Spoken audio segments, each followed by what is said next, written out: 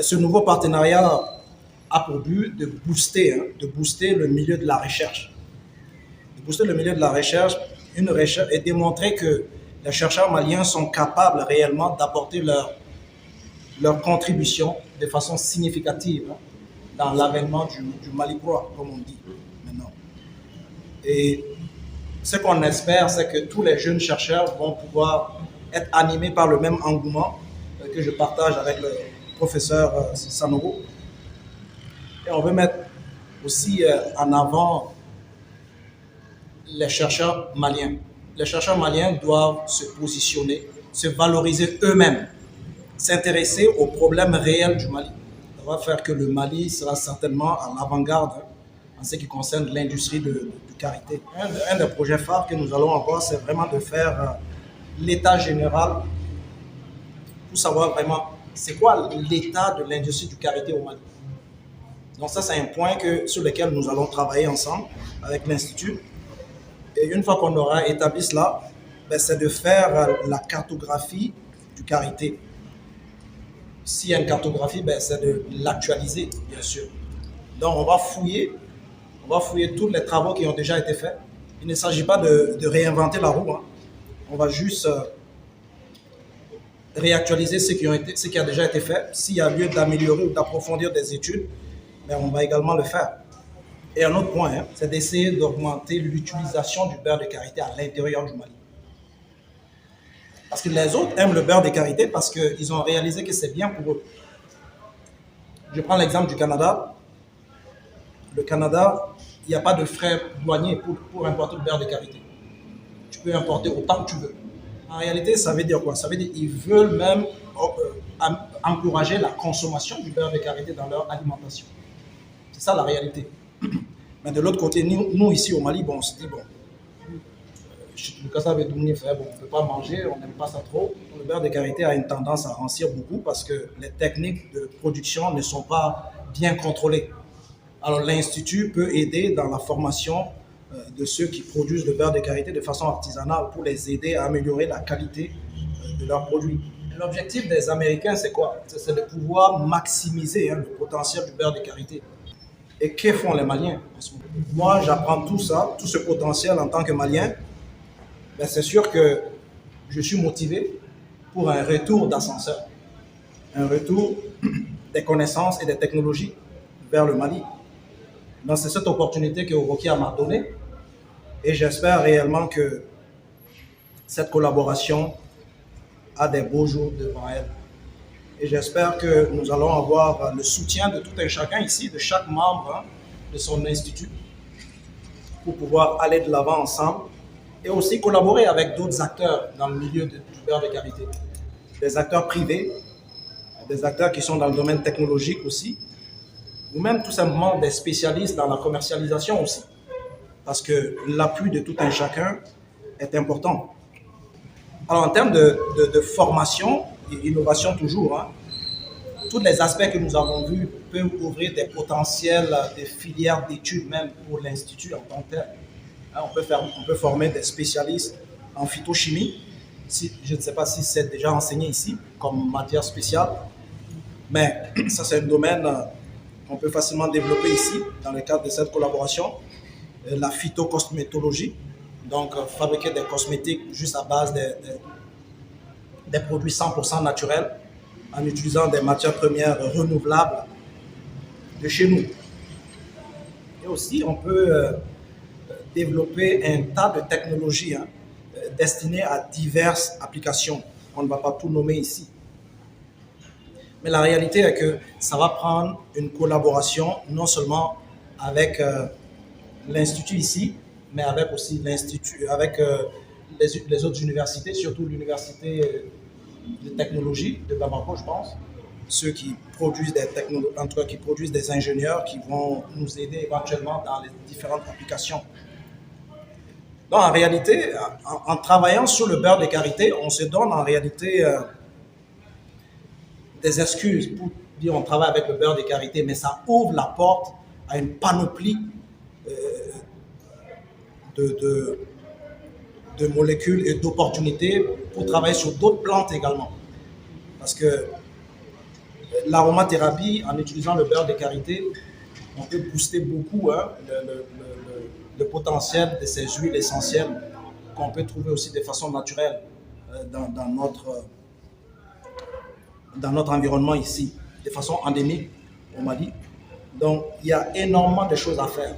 Mais le beurre de karité, ce n'est que la porte qui s'ouvre pour tout l'univers de la phytochimie et de la pharmacopée basée sur la connaissance traditionnelle des Maliens. Ce projet-là, moi je suis une structure étatique. Je pense qu'aujourd'hui, au Mali, il y a eu beaucoup d'investissements sur le secteur qualité. On parlait de la recherche. Passer de 15 ans à 5 ans, c'est de l'exploit des chercheurs. Mais ce n'est pas des choses, c'est des choses qui ne sont pas valorisées. Aujourd'hui, on fait le baobab comme on fait les jardinages. C'est la recherche qui a permis tout ça. Les baobabs à la hauteur des femmes, c'est la recherche qui a fait tout ça. Donc, les qualités également, peut-être qu'on peut encore améliorer. Je vais profiter pour rendre hommage à mes illustres prédécesseurs, notamment notre père académique, le professeur Mamadou Koumaré, le professeur Aruna Keïta, le professeur Drissa Diallo, le docteur Aîné Augustin Arama, et le dernier aîné, il était galéniste. Les trois premiers sont des professeurs de pharmacognosie, et le professeur Mamadou Koumaré, qui est notre père académique, c'est lui qui est à la base des recherches qui a donné le produit Caritea. Il me l'a dit quand j'ai fait une conférence pour les pharmaciens, l'AFEFAR, l'Association des femmes pharmaciens, quand j'ai fait une conférence sur les beurres de karité en dermopharmacie. Et donc le professeur, il m'a même montré les documents des recherches qu'il a fait pour les produits Caritea et l'usine Caritea, ce qu'il faisait depuis de l'indépendance. Et le professeur Koumaré, avec le docteur Somine Dolo, ont commencé la recherche sur la pharmacopée. Le premier produit qu'ils ont fait contre la diarrhée à base du ziramourou a été présenté au président Modibo Keïta en 1963 contre la diarrhée. Voilà, donc un produit est valable. Et au niveau de l'Institut, on utilise le beurre de karité comme excipient des produits qui sont sous forme de pommade. On a fait beaucoup de recherches, mais nous avons dit avec l'AFEFA, on a ici des jeunes pharmaciens avec lesquels on a dit qu'il faut introduire le beurre de karité dans les pharmacies. Commencer par les pharmacies des pharmaciennes. Par exemple, pour tout ce qui est petit problème des enfants, qu'on peut utiliser le beurre de karité, toutes les rougettes, toutes les irritations et tout ça. Donc on a dit qu'il faut introduire le beurre de karité. Et là, on a dit qu'il faut travailler avec des structures déjà qui sont dans le beurre de karité. Et là, Mali Folk Center, je les avais même invités, qui ont même un label aujourd'hui. Donc on a dit, c'est ça, donc c'est faire le réseau de la chaîne de valeur. Mais monsieur le ministre et toute l'assistance, présentement on a un grand projet. Un grand projet, c'est la mise au point d'une crème pour la protection des albinos. Donc présentement nous avons en cours, on a mené une enquête au niveau à Bamako chez les personnes atteintes d'albinisme pour voir qu'est-ce qu'ils utilisent. Et nous avons recensé tous les produits qu'ils utilisent. Et parmi ces produits, il y a des plantes, il y a le beurre de karité. Et on a une de nos étudiantes qui a fait son master. Elle a fait le master, elle a déjà fait une crème. Et ça a été fait en collaboration avec le professeur CMD du Burkina, qui est un prof de galénique. Et maintenant, l'étudiante est en train de préparer, elle a travaillé sur des plantes, certaines des plantes que les albinos utilisent, et maintenant qu'on va renforcer et faire une crème pour les albinos. Donc je cite seulement cela pour dire qu'il y a des projets concrets qui sont en cours. on veut faire une cartographie de qualité de beurre. Voilà. Ça c'est très intéressant. Hein, qu'on puisse dire pour chaque beurre de qualité selon son origine, hein, les femmes de Sibi, les femmes de Zantielbougou, les qualités de Kologani, les qualités de sang, ainsi de suite. Parce qu'il y a du travail qui a été fait. Moi, j'ai beaucoup travaillé avec les Suisses, Intercoopération Suisse. Bon, j'ai fait du travail.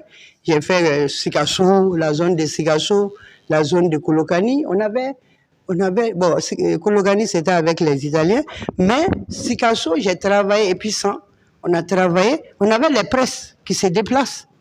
Au lieu de mortier, donc on a fait les presses et on faisait bouillir la noix tout de suite pour ensuite sécher et faire le champ. Et le beurre devient comme vraiment narré, quoi. C'est pour vous dire que l'Institut est impliqué dans beaucoup de recherches, donc on va développer un volet de recherche et chaque recherche fera l'objet des TDR. Voilà, parce qu'ici c'est global et chaque aspect qu'on va prendre, on va faire un projet avec les TDR, avec un financement, avec qui va financer. Mimbambolo, parce que je suis tout le trésor. Le trésor Mimbambolo, n'est-ce pas? Arsa, avec don Dala Chugomina, ka an nafa, ka dinya nafa.